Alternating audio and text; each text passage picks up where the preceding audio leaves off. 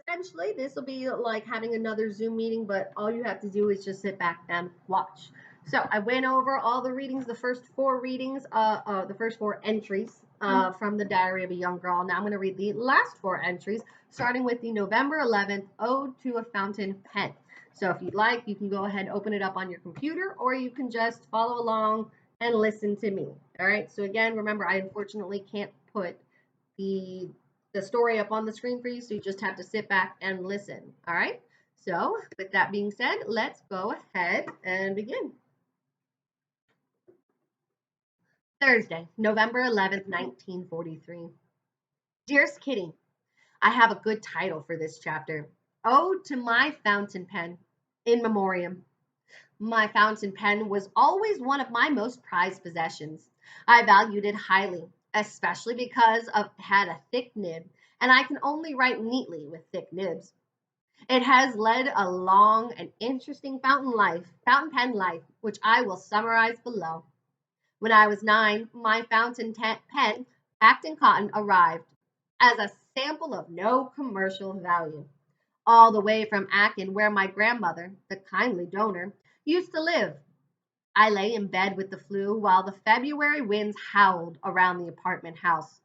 This splendid fountain pen came in a red leather case, and I showed it to my girlfriends the first chance I got. Me, Anne Frank, the proud owner of a fountain pen. When I was 10, I was allowed to take the pen to school, and to my surprise, the teacher even let me write with it. When I was 11, however, my treasure had to be tucked away again because my sixth grade teacher allowed us to use only school pens and ink pots. When I was 12, I started at the Jewish Lyceum and my fountain pen was given a new case in honor of the occasion. Not only did it have room for a pencil, it also had a zipper, which was much more impressive. When I was 13, the fountain pen went with me to the annex, and together we've raced through countless diaries and compositions.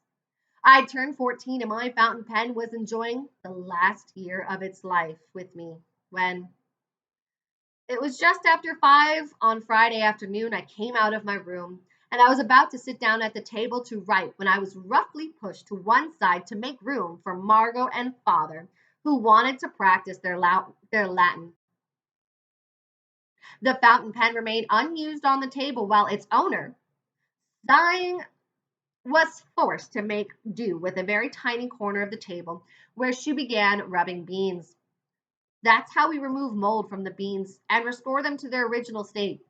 At a quarter to 6, I swept the floor and dumped the dirt into a newspaper, along with the rotten beans, and tossed it onto the stove. A giant flame shot up. I thought it was wonderful that the stove, which had been gasping its last breath, had made such a miraculous recovery. All was quiet again. The Latin students had left, and I sat down at the table to pick up where I'd left off. But no matter where I looked, my fountain pen was nowhere in sight. I took another look. Margot looked. Mother looked. Father looked. Dussa looked. But it had vanished. Maybe it fell into the stove along with the beans, Margot suggested. No, it couldn't have, I replied. But that evening, when my fountain pen still hadn't turned up, we all assumed that it had burned, especially because the celluloid is highly flammable. Our darkest fears were confirmed the next day when Father went to empty the stove and discovered the clip used to fasten it to the pocket among the ashes. Not a trace of the gold nib was left.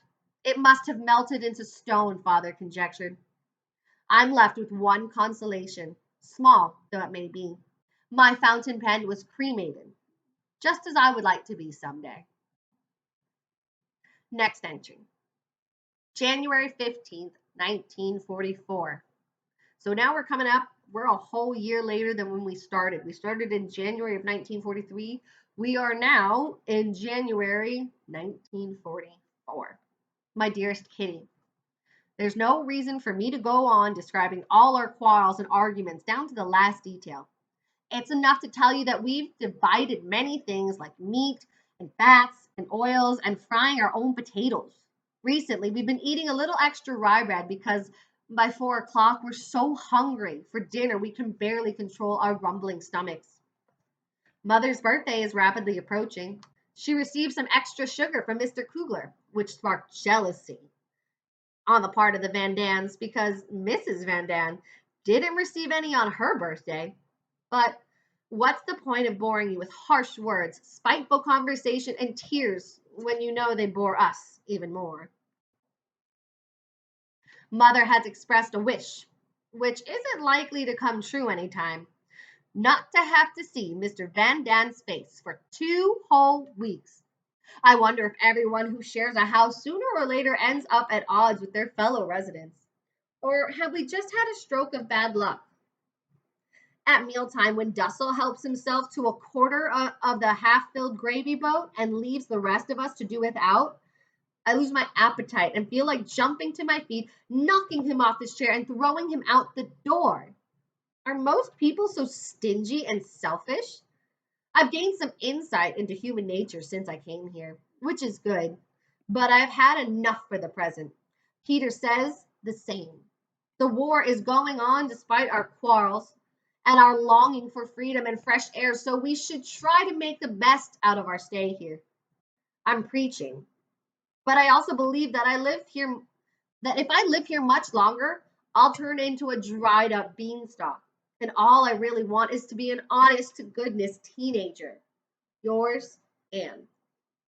So in that entry, she's describing a lot of the other people and just the day-to-day life, right? So essentially when her mom has a birthday, the person that owns the office says, here's some sugar so you can have a cake. But it caused controversy because the other lady, Mrs. Van Dan, didn't get that same sugar for her birthday. The Van Dans and Anne's family don't really get along.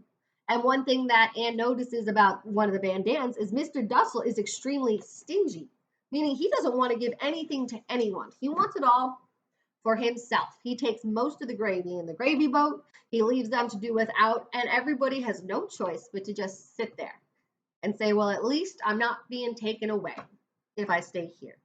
All right, so let's go on to the next reading. All right, Wednesday, January 19th, 1944. Dearest Kitty, there I go again. Don't know what's happened, but since my dream, I keep noticing how I've changed. By the way, I dreamed about Peter again last night, and once again I felt his eyes penetrate mine. But this dream was less vivid and not quite as beautiful as the last. You know that I always used to be jealous of Margot's relationship with Father. There's not a trace of my jealousy left now. I still feel hurt when Father's nerves cause him to be unreasonable toward me. But then I think, I can't blame you for being the way you are. You talk so much about the minds of children and adolescents, but you don't know the first thing about them. She's essentially saying her father doesn't understand her, but wants to always criticize her, right? I wonder if that's something that's common. She calls her father unreasonable, right? He says things about children, but he doesn't understand them. I long for more than father's affection, more than the hugs and kisses. Isn't it awful of me to be so preoccupied with myself? Shouldn't I want to go to bed and want to be good and kind and forgive them first? I forgive mother too, but every time she makes a sarcastic remark or laugh at me, it's all I can do to control myself. I know I'm far from being what I should. Will I ever be? Anne Frank. P.S. Father asked if I told you about the cake for Mother's birthday. She received a real mocha cake, pre-war quality, from the office. It was a really nice day, but at the moment, there's no room in my head for things like that. Essentially, her father told her to make sure she wrote that down, but she's like, I've got too much on my mind. That's not enough. All right.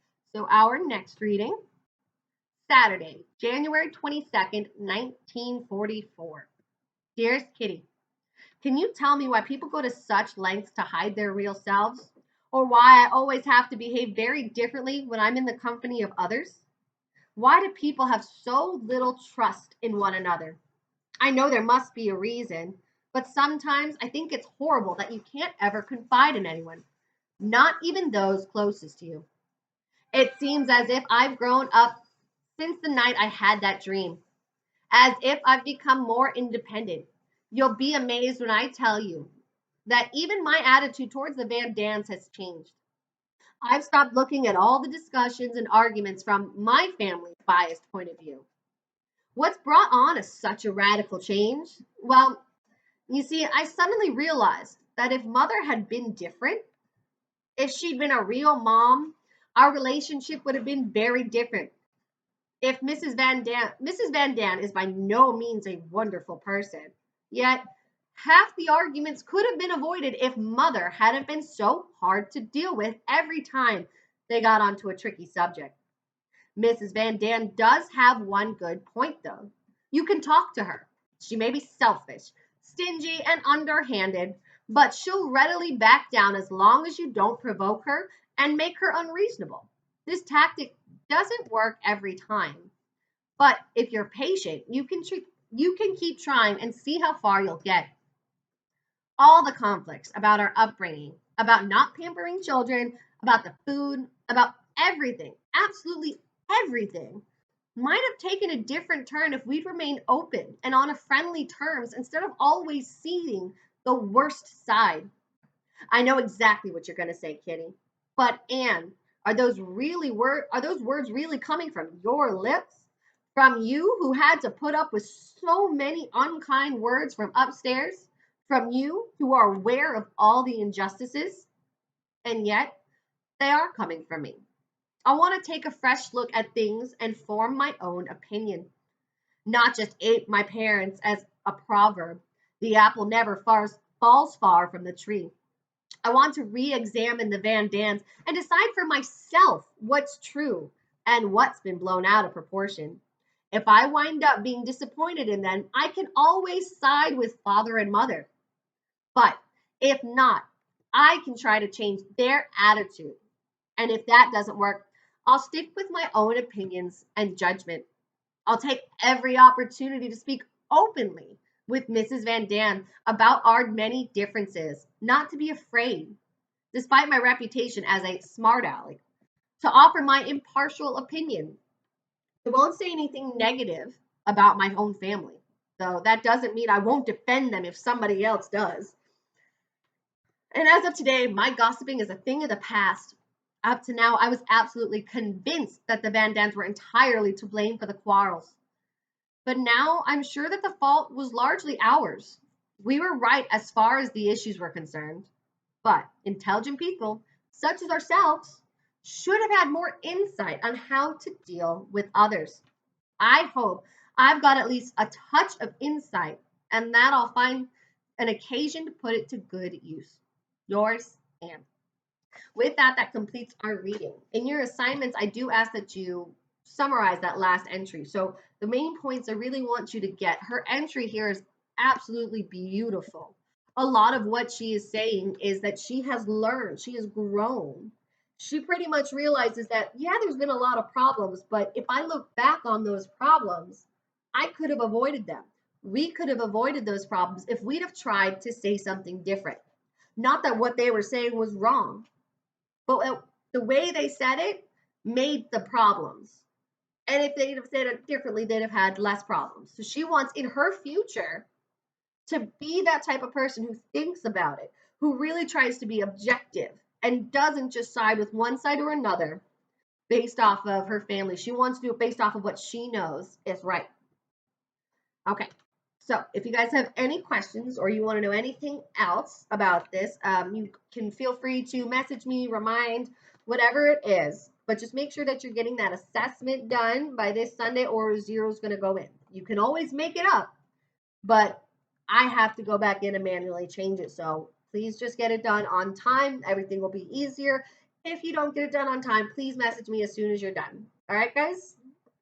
Have a good day. I hope you're doing well.